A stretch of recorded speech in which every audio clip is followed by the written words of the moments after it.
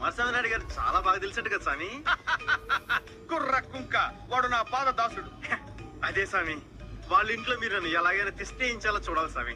అసంభవం, కుదరదు. అసంభవం అంటే ఎలా కుదురుతుంది స్వామి? నన్ను తీసుకెళ్ళాలి స్వామి. చెయ్యకపోతే ఏం చేస్తారు? చెయ్యకపోతే ఏమిటది? కుటుంబ మూవీ స్వామి, గుడి వెనక నా స్వామి. నమస్కారం.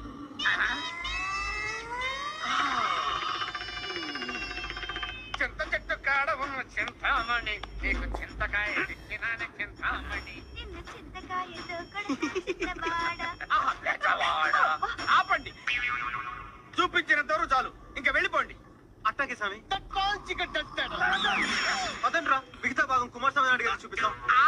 కుమారస్వామి నాయుడు దగ్గరికి ఎందుకు? ఏదో భక్తురాలు పార్వశంతో మమ్మల్ని ఆహ్వానించింది, మేము పరవశించి ఆవిడతో నాట్యం చేశాము, ఆశీర్వదించి వచ్చాం. దీన్ని నాట్యం అంటారా స్వామి? ఆ, అయితే తరువాయి భాగం చూడండి స్వామి. అంటే రెండో పార్ట్ కూడా ఉందా? కథలో అదే ట్విస్ట్ స్వామి. అవునండి, ఆ కుమారస్వామి మంచి రసికుడే. ఏడిచాడు వాడి బొంద.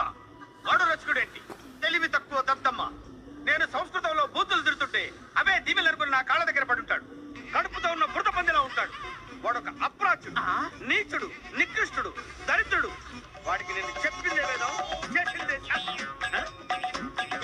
బాబు, నాయనా, చిట్టి, కన్నా, నీకు దండం పెడతాను నాయనా. ఆ క్యాసెట్ వాడు చూశాడంటే నన్ను పిట్టని కాల్చినట్టు కాల్చేస్తాడు. మీరు ఏం చెప్తే అది తూచా తప్పకుండా చక్కగా పాటిస్తాను నాయనా. బాబు, నా మాట విని ఆ దిక్కుమాల క్యాసెట్ నాకు ఇచ్చే నాయనా. శిష్య, స్వామి, భగవద్గీతలో శ్రీకృష్ణ పరమాత్ముడు ఏమన్నాడు నాయన? నేను పెద్ద చదువుకోలేదు స్వామి. ఏమన్నాడో తమరే సెలవు స్వామి.